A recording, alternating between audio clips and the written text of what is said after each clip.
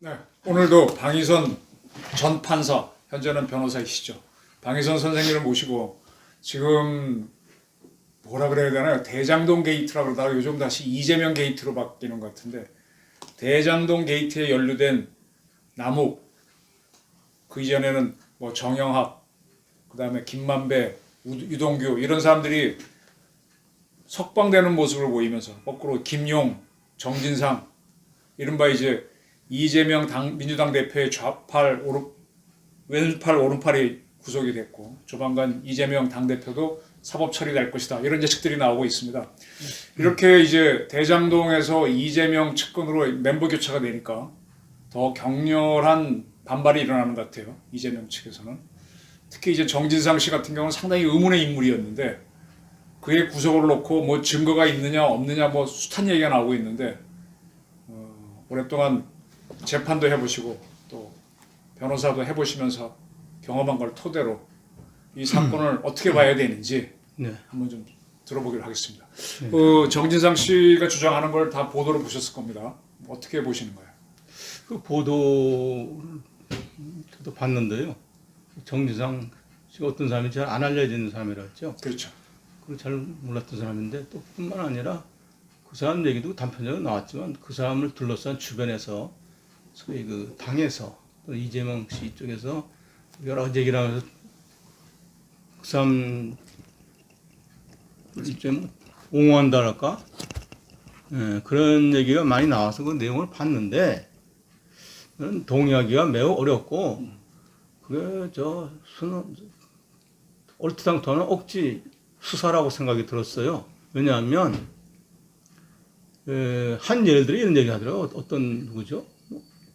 저 봤더니 뭐 박홍근 의원인가가 뭐 정진상 씨에 대해서 내가 같이 일을 해봐서 하는데 그럴싸하면 훌륭한 사람은 그건 하나 마나한 허황된 얘기고, 그렇죠. 우리가 수많은 사건을 해보면요, 그 가족들도 그 사람을 다 알 수가 없어요. 그렇죠. 그런 개인적인 경험을 얘기하는 거는 전혀 사안의 본질과 맞지 않는 그 허황된 얘기고, 가장 중요한 거는 그 사람이 뭐라고 계속 부인을 했잖아요. 그러니까 뭐 취지가 그 뭐죠? 대장동 관련된 사람들 주로 진술, 그죠? 그 사람들의 진술이다. 또 뭐 최근에 유동규라는 사람이 핵심 인물인데, 그 진술, 관계자들의 진술일 뿐이지 무슨 물증이 없다고 그러는데, 증거가 없다 그랬죠. 네. 증거 없다는데, 그냥 물증이란 말은 그만 썼으면 좋겠어요. 왜 그렇습니까? 물증은 뭐 몽둥이로 사람을 때렸다든지 뭐 칼로 찔렀다 때 쓰는 물증이지, 그 돈에 무슨 물증이 있습니까? 그 돈이 오고 간 기록은 예금 거래 이체를 계좌 이체를 한다든지 송금할 때 남는 거지. 예컨대 과거에 뭐 정치인들 돈 주고받을 때 현금 뭉치를 들고 가서 박스에 들고 가서 차에서 박스도 있고 아닐 수도 있고, 어쨌든 그냥 현금을 그냥 들고 가서 그것도 뭐 신권을 은행에서 발행받은 걸 가져간 것도 아니고 시중에 돌아다니는 돈을 주워 모아서 그냥 실물로 주고 끝나면 거기에 무슨 물증이 있겠습니까? 그런 얘기는 하나만 한 얘기고, 그래서 물증을 가지고 논할 시대는 지났고, 지났다. 그 물증으로 남지 않을 경우가 많죠. 오히려 그 돈이 어떻게 갔는지, 그 간 과정, 경위, 배경, 그 돈이 어떤 식으로 예컨대 제가 기억나는 게, 옛날에 지금 뭐 그 박연차 사건. 라는 사람이 여기저기 돈을 줬잖아요. 많이 그 사람 줬을 때 돈 준 장면이 찍힌 게 있습니까? 뭉태기 다발이 있습니까? 그건 특별히 어떤 사람이 그 의도적으로 접근해서 했을 때 찍는 거란 말입니다. 그렇지 않고 은밀하게 주고받을 때는 없잖아요. 그렇죠. 심지어 과거 지금 외교부 장관 되어 있는 박진 의원 같은 경우도 기단에다 굉장히 다퉜는데, 내가 듣기로 나중에 재판에서 그 사람이 특별히 그 하노이에 갔을 때 거기서 만났다고 하면, 하노이에 갔다 와서 만났나? 어디서 공항에서 만났는데, 갈 때 공항에 출국할 때 사진하고 들어올 때 사진을 CCTV를 확대해서 보니까 주머니에 봉투가 두둑한 게 있었다는 보이는 거 아닙니까? 그걸로 그때 아마 유죄징으로 삼은 것 같은데, 그걸 돈다발을 보이는 사람이 있겠습니까? 안 보여주죠. 그러니까 당연히 없죠. 서로 은밀하게 주고받는 사람끼리는 없는데, 그건 하나만한 얘기라서 그런 얘기는 좀 식상한 얘기가 그만하면 좋겠어요. 재판을 해보면 부패 사범들의 경우에는 굉장히 은밀하게 전달을 하고 현찰은 돈에는 꼬리표가 없잖아요. 없죠. 아예 흔적이 없는 겁니다. 다만 그 돈이 어디서 나와서 어떻게 흘러서 갔나는 과정을 보고 그 말하는 사람들이 그 상황과 맞는지 네. 뭐 이런 걸 맞춰보면 신빙성이 있다고 보이는 거 아니겠습니까? 그런데 그런 식으로 말하는 건 되게 속된 말로 우스운 말이고 그 돈이 어디서 마련돼서 어떻게 전달됐냐 어떻게 갔냐 하는 과정들에 개입된 사람들이 있잖아요. 네. 그 사람들의 말을 맞춰서 보는 것이 증거지 무슨 물증이 필요합니까? 옛날에 기업들이 뇌물을 주고 뭐 할 때 네. 또는 여기저기 로비장을 줄 때 나름대로 수첩에 메모를 했잖아요. 네, 자기는 기억하기 위해서. 네. 그 메모에 놓은 거하고 그 전후 상황이 맞다. 그럼 맞는 거지. 그 준 돈을 어디 가서 찾아옵니까? 그건 없잖아요. 그러니까 하나만 한 얘기고. 그래서 이번에 제가 볼 때 그 상당히 이 사람들이 항상 그 쓰는 상투적인 말로 이상한 말을 하는 거라고 생각을 하고 객관적인 정황, 즉 무슨 물건이 아니라 객관적인 증거라고 표현해야 됩니다. 객관적인 증거는 사람의 진술, 관여된 사람의 행동, 목격한 사람도 다 객관적 증거죠. 어떤 사람은 뭐 치는 걸 봤다, 차에 친 걸 봤다, 신호가 바뀌는 걸 봤다. 그거 본 사람 목격이지 그게 무슨 사진에 남았습니까? 없죠.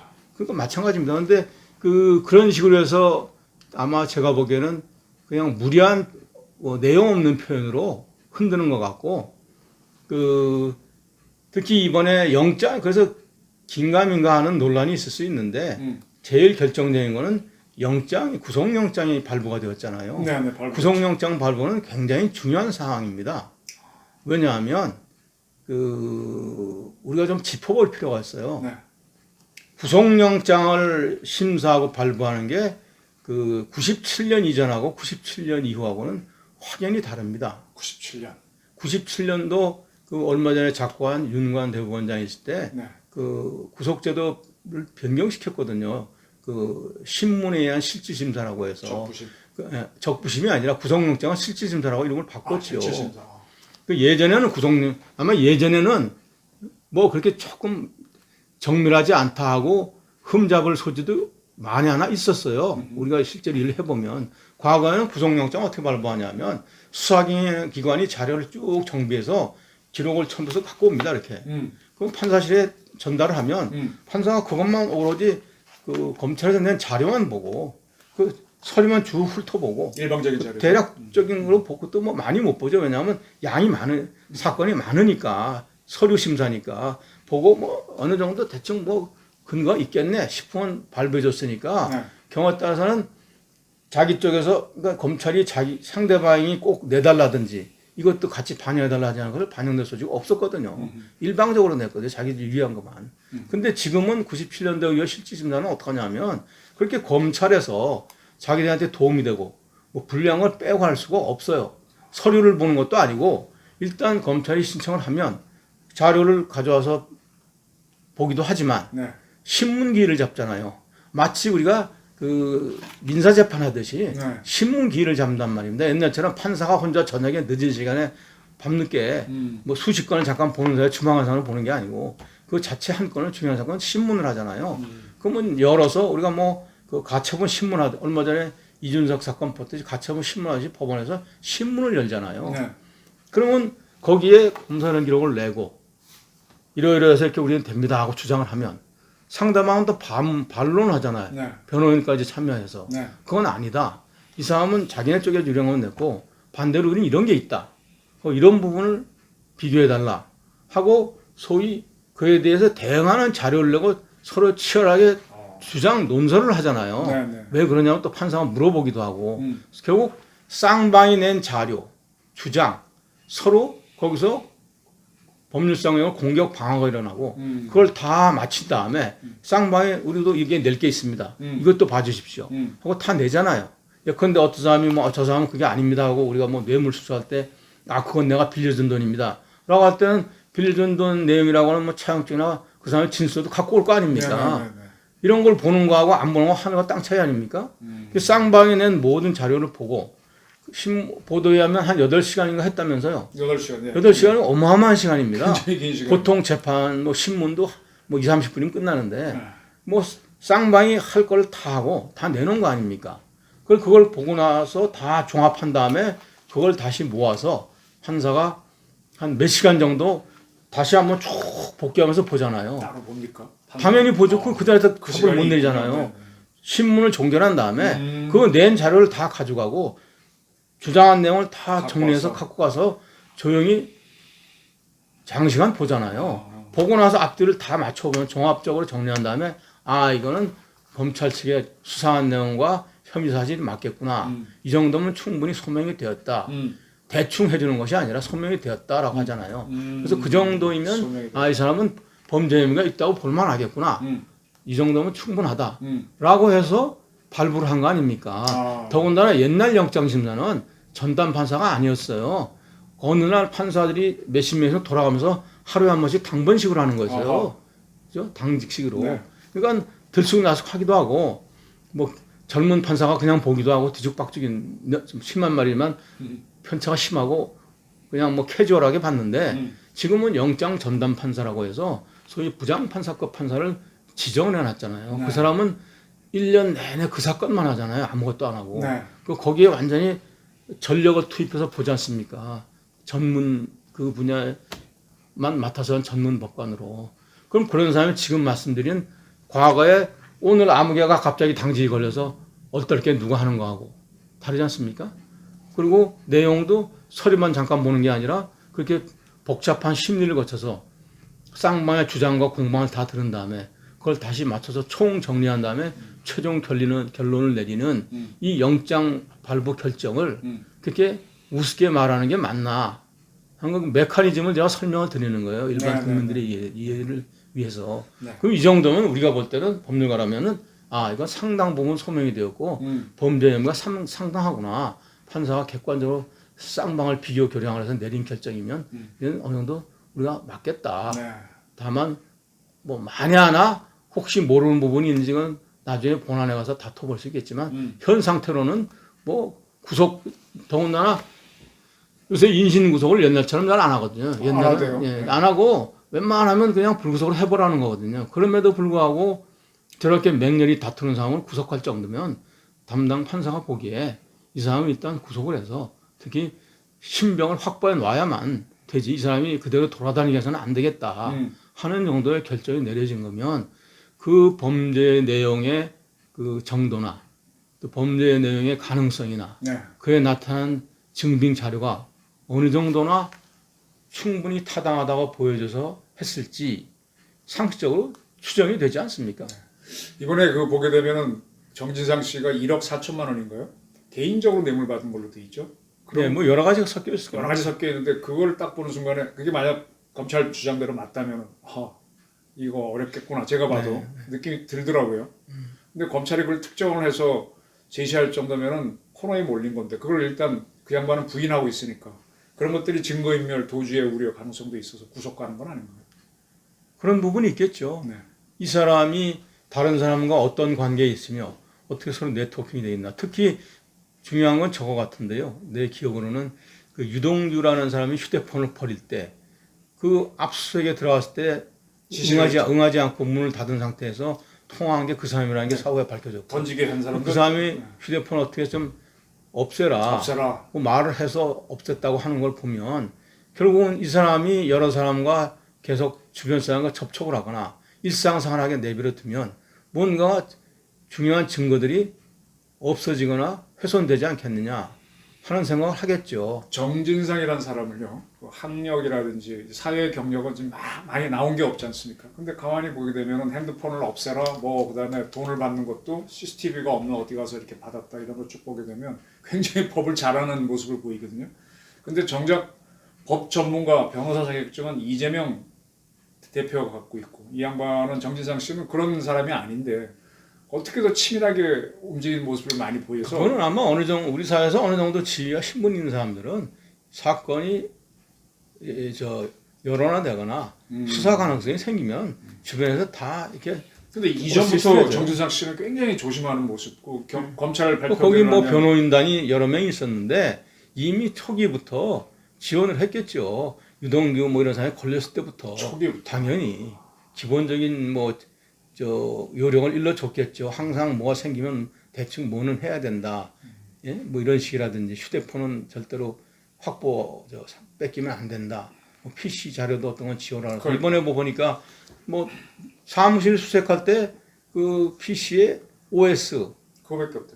아니 OS 시스템을 한번 다 부팅 삭제해서 없애고 새로 깔은 게 나왔다면서요. 네, 그렇게 나왔죠. 그러면 그게 벌써 손을 댄 흔적이고 법원에서는 그 올바른 실체 발견하게 해야 되는 필요가 있는 법원에서는 그걸 굉장히 중요하게 보겠죠. 컴퓨터 왜 운영 체제를 왜 바꿉니까? 왜 삭제하고 새로 깝니까? 그렇지 않습니까? 네. 그런 것들이 당연히 영향을 미치겠죠. 일각에서는 정진상 씨가 얼마나 중요한 인물이기에 그렇게까지 했느냐. 또 거꾸로 이재명 씨보다 이 사람이 더 상급자 아니야? 오히려 아바타가 이재명 아니야? 이런 얘기까지 나오는데 그 정진상 씨 건에 대해서 이재명 대표가 우울하다라는 표현을 썼고 또 뭐라 그랬죠? 뭐 정치적 유검무죄 뭐 이런 얘기 상당히 하면서 타격을 받은 모습을 보입니다. 이런 거를 가지고 정치적인 수사다 이렇게 몰고 가는데 그건 어떻게 보십니까? 그것도 참 핵의 망측한 궤변이라고 보여요. 제가 지금 요새 와서 굉장히 개탄스럽고 국민들이 좀 각성해야 된다고 느끼는 게 언론에서 그걸 말이 되나 안 되나 내뱉는 말을 그냥 받아 써주면 안 됩니다. 사실은 우리가 말이 안 맞는 말은 좀 알아서 새겨서 빼야 되지 않습니까? 뭐 남자가 애를 낳았다고 받아주면 그 말을 쓰면 되겠습니까? 예컨대 정치수사관을 하거나 유검무죄, 무검무죄는 도대체 그 말이 무슨 말인지를 나도 이 나이 먹고 이해가 안 돼요. 그게 무슨 말입니까? 유검무죄는 뭡니까? 검사가 있으면 무죄고 없으면 유죄라는 겁니까? 뭐 검사가 누구한테 했다는 겁니까? 검사는 어차피 있는 존재. 검사는 국가에 존재하는데 예전 같으면 유전무죄, 무전유죄는 이해가 돼요. 돈이 많아서 돈을 좀 쓰면 잘 방어가 된다. 근데 유검무죄라는 건 뭡니까? 검사를 뭐 치고 그쪽에서 데리고 있는 겁니까? 안 데리고 있는 겁니까? 이게 무슨 소리인지는 난 모르겠고 정치수사라는 말도 굉장히 이제는 해서는 안 될 말인데 언론에서는 그게 왜 그런지 근거를 명확히 대지 못하면 아예 그 말을 그 수로를 빼줘야 될 것 같아요. 왜냐하면 이 사람들이 오히려 사법을 나는 오염시킨다고 봅니다. 저는 사법을 정치가 사법을 정치화시키거나 사법의 정치의 색깔을 자꾸 들이부어갖고 사법의 본래 순수한 맛을 다 색채를 망가뜨리잖아요. 사법의 정치화라는 건 무슨 사법이 나가서 정치라는 건 아니고 그렇죠. 거꾸로는 지금은 뭐가 나오냐면 껄핏하면 사법적인 판단을 뭐 정치적인 수사나 정치적인 무슨 표현으로 비범벅을 시켜갖고 재판과 정치를 짬뽕을 만들어 놓는 이상한 행위, 그 사법을 오염시키는 거죠. 네. 판사가 내린 영장 결정 재판을 무슨 뭐 정치수사라고 하는 건 판사가 정치적으로 했다는 겁니까?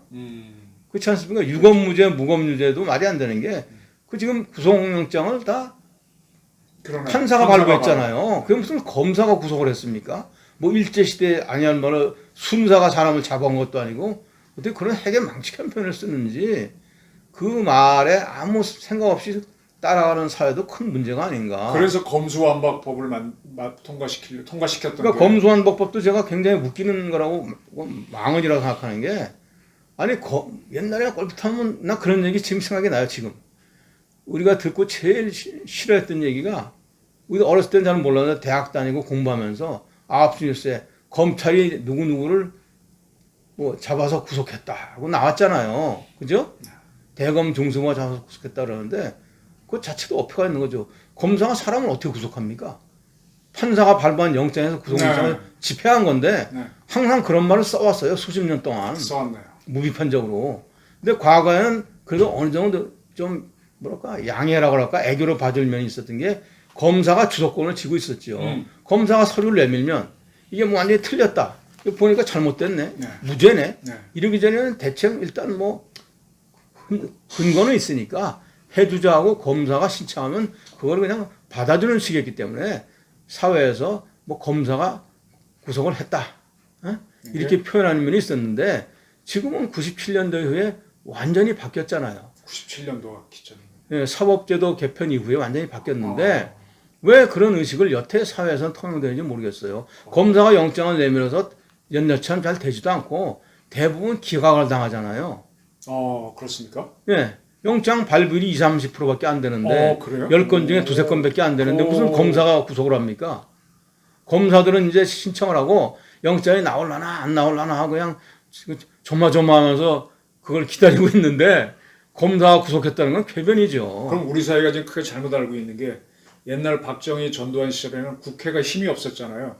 그래서 정부가 갖고 오는 법률을 통과시키는 그렇죠. 통법부였잖아요. 통법부. 근데 지금은 의회 권력이 너무 세져가지고 그렇죠. 더 다수당인 경우 네. 이 통법부가 아니라 지금 의회 때문에 아무것도 못하는데 그와 마찬가지로 세상도 여기도 변했는데 아직도 국회는 사법 구조도 굉장히 변했죠. 근데 아직도 국회에 있는 사람들은 자기들이 정치 탄압을 당한다. 정치 공작을 당한다. 만약에 그러니까. 이렇게 생각을 해보세요. 네. 국민들이 의식이 굉장히 낙후돼서 머물러 있는 게 아닌가 하는 지금 저는 그런 슬픈 생각이 드는데 미국 사회에서 연방검사가 아무리 연방검사도 굉장히 중요하죠. 미 합중 90몇 명밖에 없는 검사인데 국가를 대표하는 검사인데 그 사람들이 사람을 가서 잡았다. 뭐 뉴욕 연방 유명한 옛날에 뭐 검찰총장이 직접 지휘해서 누굴 잡았다 해서 뉴욕지검이 사람을 구속했다 합니까? 그건 모욕이 되죠. 법원에 대한. 미국서는 사람을 구속되면 그걸 검사한테 뭐라고 말을 못해요. 왜냐하면 판사가 영장을 발부했잖아요. 미국 같은 나라는 검사는 영장을 얻어와야 됩니다. 그죠? 판사가 영장을 발부하고 미국은 영장이 집행돼서 구속되는 데 대해서 그거 가지고 뭐 검사가 잘했다 못했다 말하는 것 자체가 그거는 망발이고 몰상식이에요. 그런 언사를 멘트를 하지 않습니다. 아예.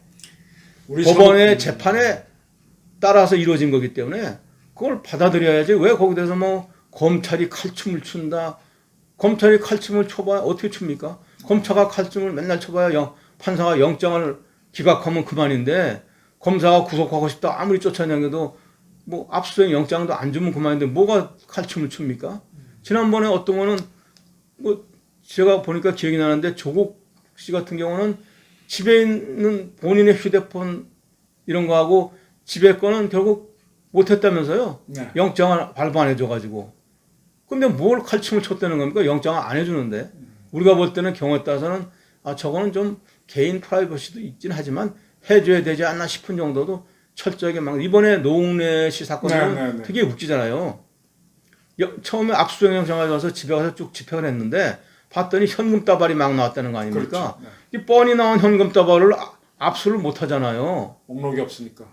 목록에 허가를 안 해주는 바람에 그래서 할 수 없이 그 사진만 찍어다 놓고 다시 가서 현금도 좀 압수하게 해주십시오 하고 영장을 신청해서 받아서 다시 왔잖아요. 그런 거 보면 영장은 글자 그대로 지금은 이제 압수수색이 뭐 드라마에서 보는 것처럼 무슨 뭐 옛날 쌍팔년도처럼 수사계에 집안에 들이닥쳐서 서랍 열고 끄집어내가는 게 아니고 영장을 제시하고 영장에 나왔는 내용을 보고 거기 표시된 내용만 확인하고 가져간다는 말입니다. 근데 무슨 칼춤이라 그럽니까? 그게 상당히 거기에 속아 넘어가는 국민들이 문제네요. 네. 언론도 그렇고. 네, 언론이 자꾸만 제가 보기에는 받아줘서 그런 게 아닌가. 제가 보기에는 국민도 그렇지만 그걸 중간에 메신저로 전달하는 언론 보도들이 좀 이제는 신경을 써야 되지 않나. 그럼 우리 사법개혁 이후에 사법부의 힘이 옛날처럼 뭐 힘이 없는 그런. 아니 무슨 말씀이에요. 지금 법조 분야에서는 법원이 제일 강력하다고 봅니다. 검찰도 아니고. 검찰도 꼼짝을 못해요. 재판을 하는 데 가면 고향 앞에 쥐지 무슨 소용이 있습니까? 하긴 뭐. 영장 뭐 지난번에 무슨 재판할 때도 보면 전국 정경심 재판할 때 보면 검사가 그렇게 뭐 아우성을 쳐도 안 해주잖아요. 변경도 안 해주잖아요. 불허하잖아요. 그래서 오죽 하면 검사가 재판부 판사에 대해서 그죠? 기피 신청하는 이런 일을 봤잖아요. 검사가 오죽 자기들이 불만스러우면 기피 신청을 하겠습니까? 네. 재판부를 바꿔달라고. 네. 근데 그걸 그렇게 말을 하면 되겠습니까?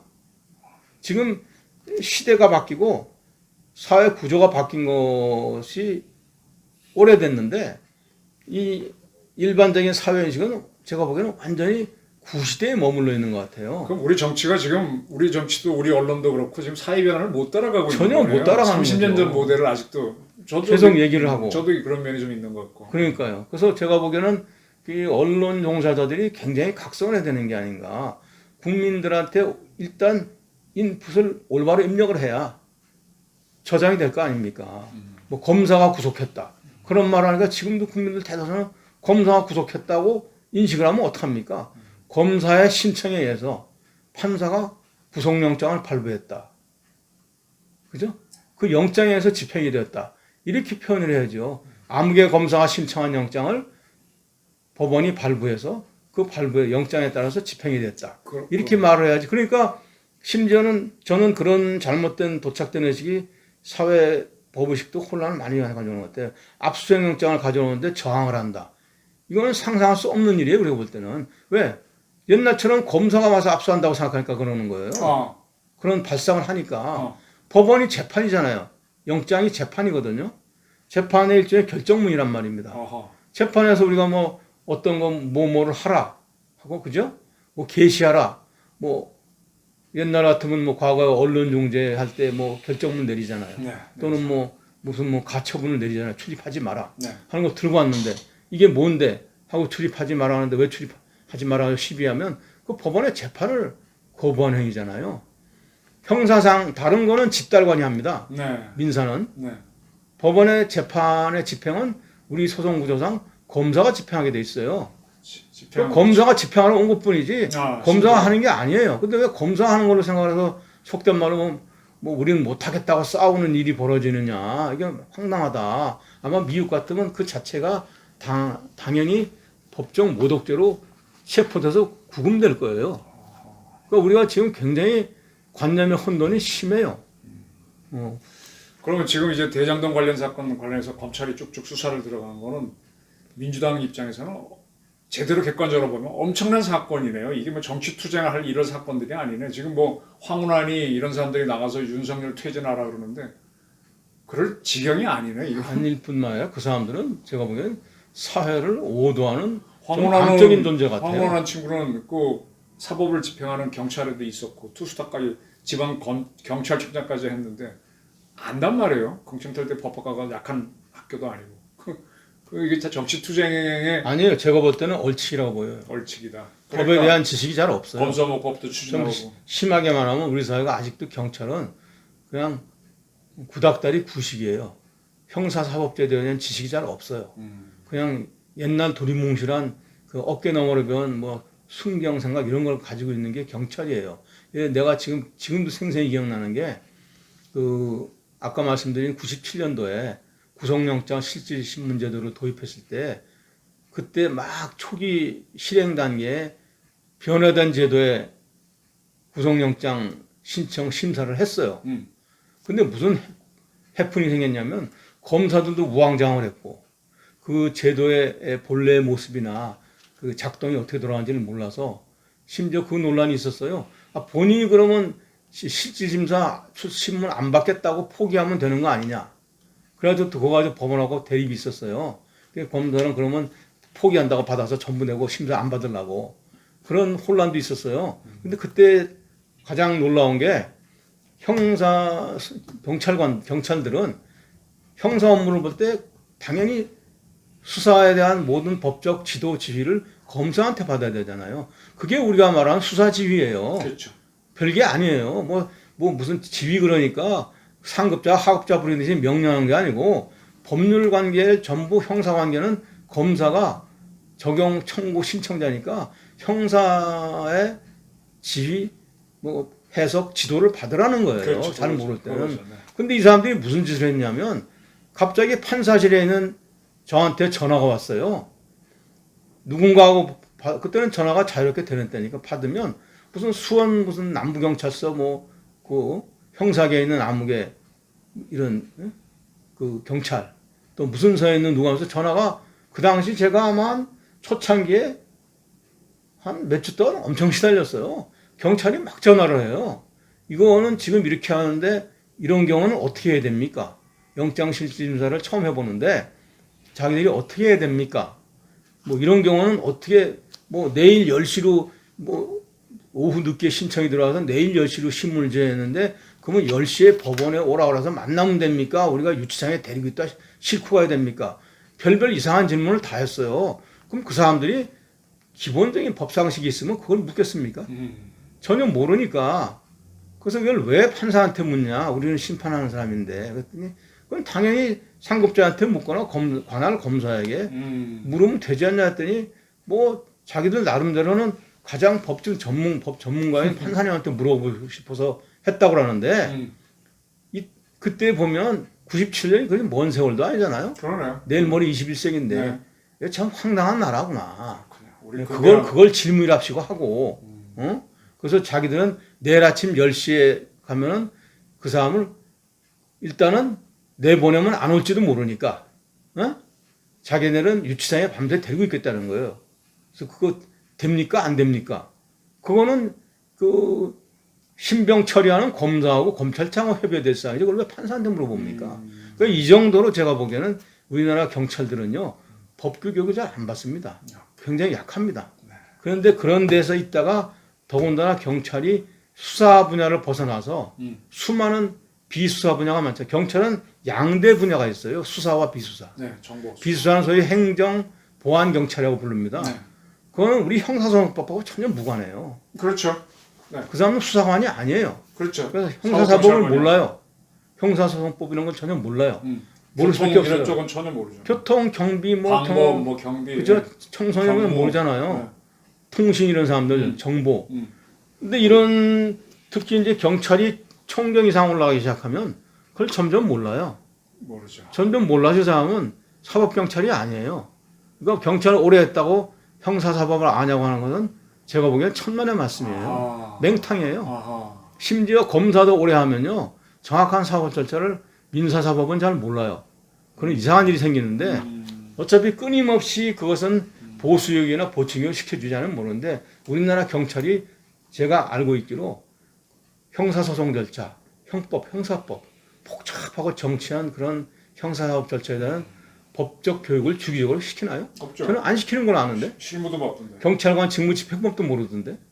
그러니까 이런 경찰이 수없이 깔려 앉아가지고 이런 현상이 빚어지고 거기다가 검사에 의한 사전 관리 지도 개념을 깨버리고 검수완박을 흩어버렸잖아요.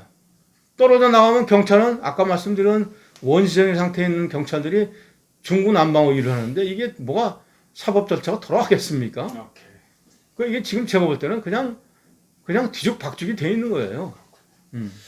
그러니까 이런 상태에서 뭐 그런 사람들이 뭐라고 떠드는 건 의미도 없고 오히려 전혀 도움이 안 돼. 근데 그런 사람들이 그 정치물이 점점 들어가지고 엄연한 법원의 재판 결정을 뭐 정치 수사다 그러면 이건 참 황당한 거죠. 수사는 이제는 지금은 그렇게 말하면 안 되는 게 난 더 웃기는 게 하나 더 지적하고 싶어요. 검수완박이 됐잖아요. 네. 검사가 수사를 못 하잖아요. 네. 근데 왜 검사가 정치 수사를 한다고 그래요? 제도되고 수사가 봉쇄됐는데 굳이 하려면 경찰을 욕해야지. 그렇지 않습니까? 경찰을 욕해야지. 수사를 경찰이 하고 있잖아요. 그죠? 정진상 건 같은 경우는 검찰이 직접 수사를 했었죠. 그렇죠. 네. 경찰은 하지 않았었죠. 예. 근데 이걸 그래서 근데 이제 그 경우에도 당연히 경찰이 동원돼서 일을 하겠죠. 보조를. 검사들이 어떻게 무슨 수를 혼자서 앉아서 일을 합니까? 그렇지 않습니까? 인력은 지원을 받아서 같이 하죠. 네. 그 이번에 약간 이재명 대표가 상당히 반발을 하고 또 이제 그 친 이재명계가 촛불 시위에 참가해서 행동하는 좌파들과 같이 하는 행동을 보면서 야 이게 어떻게 우리 정치권들이 이렇게 하냐. 더군다나 변호사 출신이라고 하는 이재명 씨를 보면서 어떻게 보십니까? 법을 잘 아는 사람이니까 오히려 정확하게 할 것 같은데 더 이렇게 어떤 정치적 세를 이용하려고 그러고 어떤 도움을 받으려고 하는 모습에서 이거 진짜 정치라고 하는 건 상당히 목숨을 걸고 둬야 되는데 저렇게 생존을 모색하나 하는 생각이 드는데 어떠신가요? 우리나라는 뭐 그런 생각이 들어요. 이재명 씨나 뭐 퇴임한 문재인 씨나 거기다가 법조인이라고 이름을 자꾸 붙이는 게 그게 과분한 것 같아요. 그게 어느 분야의 전문가가 되려면 한평생 거기에 진력을 하고 쌓아야 됩니다. 근데 젊은 시절에 어떻게 해서 시험만 못 떠서 그 타이틀 붙여놓고 그 우려먹고 살면서 딴짓하고 사는 사람은 그 법조인이 아니죠. 뭐 의대 나와서 겨우 의사 국가고시 붙은 다음에 평생 딴일하고 사는데 그 사람이 의사입니까? 그 사람에게 의료인의 질을 기대할 필요는 없잖아요. 제가 보기에는 지금 우리나라의 그 대다수 뭐 그런 이재명 씨 같은 사람들은 보면 나는 그런 사람한테 법조인이라고 붙이는 것 자체도 좀 부적절하고 과분한 것 같아요. 그러니까 이 사람들은 리걸 마인드도 없고 한 분야의 어떤 시각에 눈을 뜨려면 장관생을 열심히 거기에 매진해야 됩니다. 그렇지 않겠습니까? 장인 정신을 가지고. 근데 그런 적이 없잖아요. 조금 뭐 하나 그 법조인이라고 하는 그 껍데기 타이틀 하나 슬쩍 붙인 다음에 그거 외양으로 붙여먹고 쓰는 인생을 살아온 거 아닙니까? 그러니까 법적인 마인드도 없고 거기서 뒤죽박죽이 되는 거죠. 그러니까 아까도 말씀드렸지만 그런 이 사람들이 만약에 이번에 뭐죠? 이태원 뭐 참사 공론하는데 그거는 경찰이 수사하대요. 그러면 그것도 좀 마음에 안 들면 뭐 경찰서에 정치하라고 할 겁니까? 경찰 수사할 때 뭐 정치경찰 물러가라고 할 건가요? 아직은 안 하대요. 그게 자기 편이라고 그러는지. 오히려 이용하려고 그러죠. 네, 그러니까 이상하지 않아요, 그게.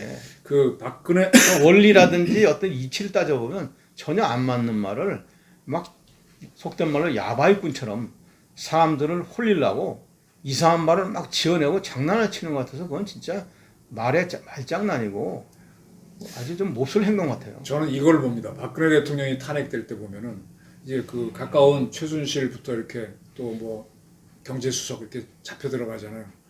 그럴 때 박 대통령은 저항은 했겠죠. 근데 나와서 막 이렇게 싸우는 모습 보이는 게 아니라 사과를 하는 모습을 보였어요. 그래서 내가 참 저 양반은 정치 투쟁을 못한다.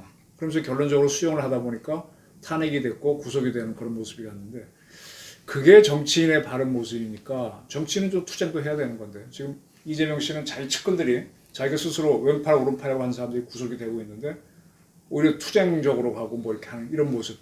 정치인의 모습은 박근혜 스타일처럼 수용하는 게 맞습니까? 아니면 이럴 때 대드는 게 뭐 맞습니까? 단언적으로 말하기는 어려운데요. 네네. 그 분명한 거는 현재 근래에 보이는 그 특히 그 국회의원들 이재명 씨를 비롯하여 다 마찬가지지만 맞죠. 그 사람들의 행태는 그거는 정치인도 아니고 그냥 제가 보기에는 그냥 정상배 잡배 행동이라고 보여요. 왜냐하면 우리가 상식적으로 한번 생각해 보세요. 만약에 자기 측근 사람이 부정을 해서 걸립니다. 근데 자기는 아니라고 생각해 보세요. 네. 실제로. 그럼 그 사람들을 연대 투쟁한다고 하겠습니까? 안 하겠습니까? 나는 아닌데 내 측근 사람들이 걸렸네. 저게 어떻게 저렇게 됐나? 그러면 좀 명확히 밝혀서 나는 관련이 없는 건 좀 밝혀달라. 하고 싶은 마음이 드는 게 인지상정 아닐까요? 그렇죠. 저 사람들을 왜 건드리냐? 저건 탄압이고 뭐 무슨 수사다. 정치 수사다 그러면 그 사람들을 비호하려고 그러는 거잖아요. 관련이 없는 사람이 왜 비호를 하려고 합니까? 관련이 없으면 그래 뭐 주변 사람이 걸리면 가서 떳떳이 수사받고 와라. 도망다니거나 피하면 그러지 마라. 가서 잘 받고 뭐 당신이 남 모르는 사이에 죄를 좀 졌으면 뭐 깨끗이 책임을 질 건 져야 되지 않냐. 뭐 괜히 여러 사람 입에 오르내리게 하지 마라. 라고 오히려 타이르는 게 맞지 않을까요? 그 수사경에 대해서도 나는 관련이 없는데 혹시라도 이상하게 의심을 하거나 하지 마라. 필요하다면 내가 언제든지 나도 수사에 협조해서 나는 무관한 걸 밝히고 싶다. 억지로 추론을 하거나 상상을 하지 말아달라. 하고 그렇게 그 선을 긋는 행동을 하지 않을까요? 근데 그 측근하고 자기가 연결돼 있으면 이제 그런 행동들. 그럼 이상한 행동을 하기 시작하는 거는 이상한 거죠. 왜 그 사람 수사를 못하게 난리를 칩니까? 수사를 못하게 난리를 치느냐? 난리를 치는 건 이상하잖아요. 만약에 이런 경우 있을 수 있어요. 옛날에 뭐 뇌물 같은 배달 사고가 나잖아요. 근데 어떤 애 걸렸다. 근데 나는 안 받았는데 그러면 나는 안 받았다. 그거 잘못된 것 같다. 차라리 정확하게 수사해서 어디서 잘못됐는지 좀 규명을 해보자. 라는 그런 자세의 분위기로 나오지 않을까요? 그리고 너 확실히 얘기해라. 그리고 만에 하나 근거도 없이 누가 뭐 연결된 걸로 보인다고 하면 그런 부분은 지적할 수 있겠죠. 아직 수사도 하기 전에 밝히지도 않았는데 나는 아닌데 왜 이렇게 이상하게 남을 물고 들어가는 표현을 하거나 억지로 하려고 하냐 무리하게 뭐 그런 비판이나 지적을 할 수 있을 텐데 수사 자체를 하지 말라고 난리치는 건 좀 그거 굉장히 이상해 보여요. 그 부분이. 그죠? 예. 알겠습니다. 오늘은 방희선 변호사님을 모시고 정진상 씨가 증거가 있느냐라는 부분에 대해서 어떻게 봐야 되는지 문제하고, 그다음에 아니 나랑 상관이 없고 하는 거라면 떳떳이 수사 받으라고 하면 이재명 될 텐데 우울하다 그러고 뭔가 방어적인 행동을 하는 것에 대해서 한번 분석. 그리고 네. 끝으로 하나 말씀 잘하셔서 덧붙이는 거는 그 아까 박근혜 전 대통령이었는데 네. 아마 이렇게 될 거예요. 제대로 된 사람은 정치인을 떠나서 네. 나는 아닌데 내 주변 사람이 저렇게 뭘 많이 했단 말이냐. 그럼 내가 미안해. 하면 오히려 내가 저런 사람들을 거느리기를 해서 사회를 어지럽게 하고 피해를 줬느냐. 네. 아, 내가 참 그 관리자로서 또 사과가. 윗사람으로서 내가 불미스러운 일에 연루되어서 어쨌든 내가 관련은 없지만 내가 사회에 불편을 일으키고 사람들에게 많은 의혹을 불러일으키는 유감이다. 네. 거기에 대해서는 내가 도의적으로 사람 관리 잘 못했다. 네. 하고 오히려 거기에 대해서 그 도의적 사과를 하는 게 맞지 않아요? 그런 그런 맞죠. 일들이 제법 있었어요. 예. 예. 네. 그게 맞지 않아요? 네. 오히려 나로 인해서 결과적으로 많은 사회에 의혹이 일어나고 불편한 일이 생겼다.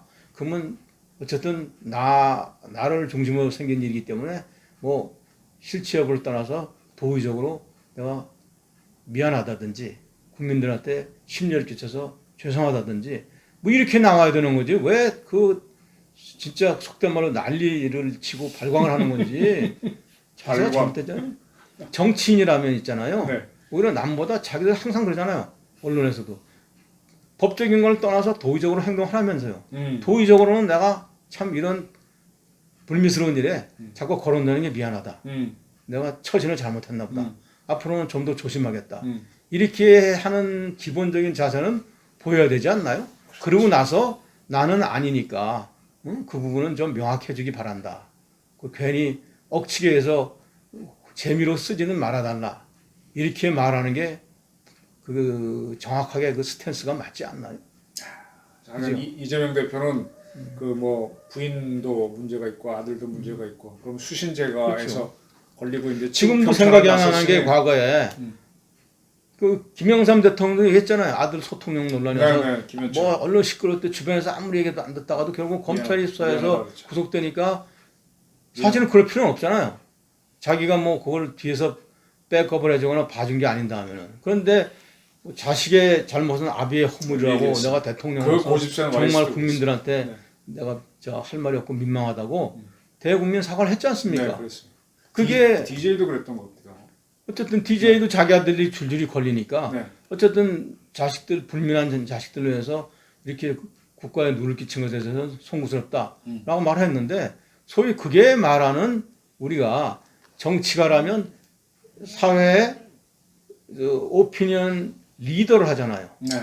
리딩 그룹의 역할을 하는 사람이면 그 정도의 성의 표시라는 게 맞잖아요. 그러니까 제 생각에는 정상적인 사람이고 오히려 정치인이라면 소위 정치가라면 꾼이 아니고 내 주변 내가 이렇게 믿고 있던 주변 사람들이 이렇게 사회를 어지럽히고 문제를 일으킨 데 대해서 내가 사람을 잘못 쓰고 잘못 봤는지 어쨌든 나로 인해서 주변 사람들이 이렇게 불미스러운 일을 일으켰으니 국민들에게 좀 사과하고 송구합니다. 이 말을 해야 되지 않나요? 그렇죠. 그게 최소한 사람들의 양식에 맞는 행동 아닌가? 난 그런 생각이 들어요. 근데 왜 저렇게 생난리를 치는지 모르겠어요. 그 사람 그러시겠죠. 왜 수사하냐? 하지 마라. 하지 말아만 하는 거 아닌가요, 결국은? 그리고 왜 저 사람을 구속하냐? 죄 없는 사람을. 죄가 있는지 없는지를 자기가 압니까? 죄가 있는지 없는지는 부모 형제도 몰라요. 모른다고 그러죠. 부모 형제도 몰라요. 모르죠. 그 남의 속을 어떻게 합니까? 그 사람이 몰래 한 일을 광고하고 했습니까? 그러면 아니잖아요. 그렇게 얘기하는 건 이상한 거죠. 우리 사회가 지금 매우 이상한 식으로 일그러져 있고 그 일그러진 걸 점점 증폭시키고 거기다가 그걸 키우고 그거를 확대 재생산하는데 소위 정치권에 있는 사람들이 가세하는 거는 매우 잘못되고 그럴 땐 비뚤어진 행동이 아닌가 하는 게 제 소견입니다. 네, 오늘 방희선 변호사님 통해서 우리 사법을 어떻게 봐야 되는지 정치적으로 보고 있는 정치권하고 언론 문제점 등등 많은 걸 짚어봤습니다. 말씀 감사합니다. 네, 맞습니다.